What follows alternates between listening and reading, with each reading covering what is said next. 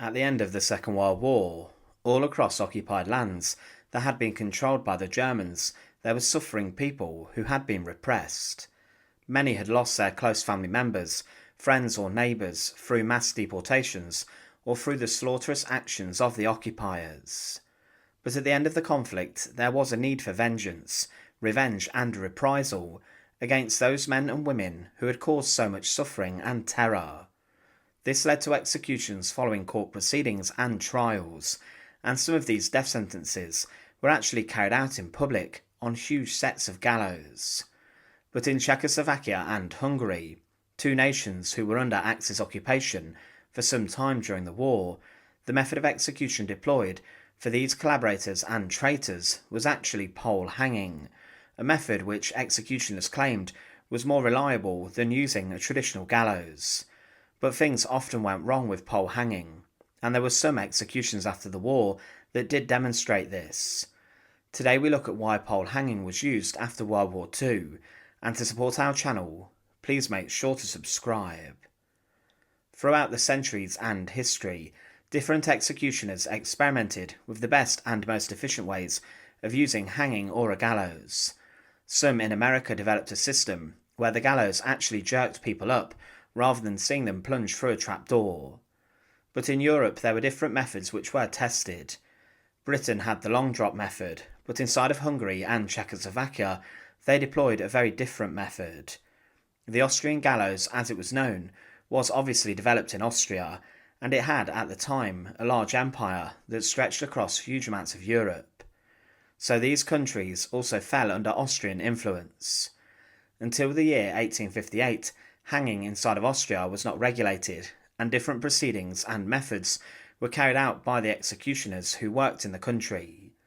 But then a decision to standardise the execution process was taken, and there was to be no trapdoor or drop gallows, but instead the pole or post was to be used. In Austria, there were also no professional hangmen or executioners, so often policemen performed the job. Pole hanging, as it was known, came into use, and this utilised a single wooden post, in which there was at the top a metal hook. From this hook the noose would be secured and attached, and at the back of the post was a small step or platform for the executioner to stand on. The condemned person was led up to usually the 3-metre high post, and they were stood on a stool or a box, and then the executioner secured them to the post using a chest sling. This suspended them off the ground and held them high enough on the post for the executioner to secure the noose. A rope was then attached to their feet, and was passed through a pulley at the bottom of the pole, and the noose was secured around their neck. This was then secured at the top using a hook. Now when the executioner gave the signal to his assistant, the executioner released a drop on the pole and guided the short fall using a foot rope, and the executioner who was stood behind tried to force the head of the condemned to one side to dislocate or snap their neck using the force of the drop. But the executioners claimed that using this method was relatively successful, and also more clinical than using a drop gallows with a trapdoor within a wooden frame. It did require significantly more skill than using a gallows, and a pair of executioners had to work together in tandem. The method was deployed during the First World War, as the Austro-Hungarian army committed a number of atrocities, such as the mass hanging of Serbs in 1916. It was also allegedly deployed during World War II inside of Czechoslovakia, with some of the prisons being used by the Germans deploying it. But at the end of World War II, there were a number of people who became victims to pole hanging. The most prominent use for it was to hang war criminals and significant Nazis who had for some time terrorised people inside Czech lands or Hungary.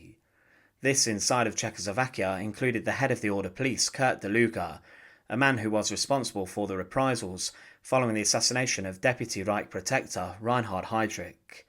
Daluege, along with Karl Hermann Frank, orchestrated the liquidations of Lidice and Ležáky, and the slaughter and executions of thousands of people at the hands of Nazi death squads. Women were rounded up and were separated from their children, and were then sent to concentration camps, and even young children became terrible victims. Karl Hermann Frank was also a victim of pole hanging, and he was someone who, in addition to the crimes committed with Daluege, had been involved in the Nazi antics in Czech lands for much longer. Both Daluege and Frank were given public executions, and they were brought out from Pankrat prison in front of thousands who had gathered in front of the prison in a courtyard to see justice in their eyes being carried out. Both of the men were led up to the pole, and they were wearing prison-issued uniforms, and they were secured to the post, while the public jeered at the men who had made them suffer for so long. When everything was ready, the chestling was released, but the men were not instantly killed. The attempts to break their necks had gone wrong, leading to the men slowly strangling to death in front of the crowd. During World War II, there was also a woman who met this fate. Lily Burm was a young girl who had been part of resistance groups in Hungary when the country became under occupation.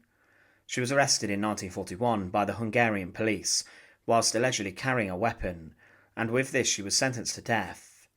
But let's remember, she was a young woman. She was publicly executed using pole hanging by Hungarian soldiers on the 25th of November 1941, and many people had been gathered to see her final moments.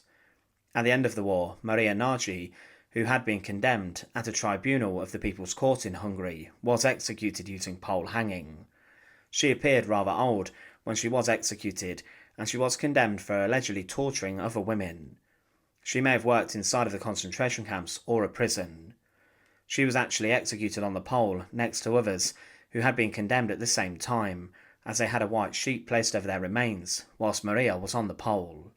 There was also Herta Kasperova, a young woman in her 20s, who was involved in collaborating with the Germans in Czech lands. Herta allegedly told the Germans about a group of men who had wronged her in the past, and these soldiers then executed the men by firing squad. After the war she tried to flee but was brought back, and she claimed at her trial that, "I know that I caused the death of several people. I acted out of revenge." She too was executed using pole hanging on September the 13th, 1946. Her ordeal was made worse as it was very public, but she was also terrified and screamed for minutes before her death. Inside of Hungary, they used pole hanging to deal with some of the most prominent war criminals, collaborators and traitors. This included former Prime Minister Ferenc Szalasi and members of his Arrow Cross party who were in the pockets and collaborating with the Nazis. These men had been responsible for the deportations of thousands to concentration and extermination sites, leading to the deaths of so many people. But they were all condemned inside of the city of Budapest, near to the Academy of Music. Many people looked on as the former Prime Minister and many of his members of government were pole hanged simultaneously. So pole hanging was rough for a number of different reasons. Firstly, the condemned often had to face a very public ordeal in front of a crowd of thousands. They sometimes were executed alongside others too, meaning that they were shown a glimpse of what was to come for them. But it was not a method which went by quickly. Often people took many minutes to succumb to their deaths on the pole or post. But for the Czechs and Hungarians after World War II, they saw this as a good tool for vengeance and justice against those people who had made them suffer for so long. Thanks for watching. To support our channel, please make sure to subscribe, and once again, thank you so much for watching.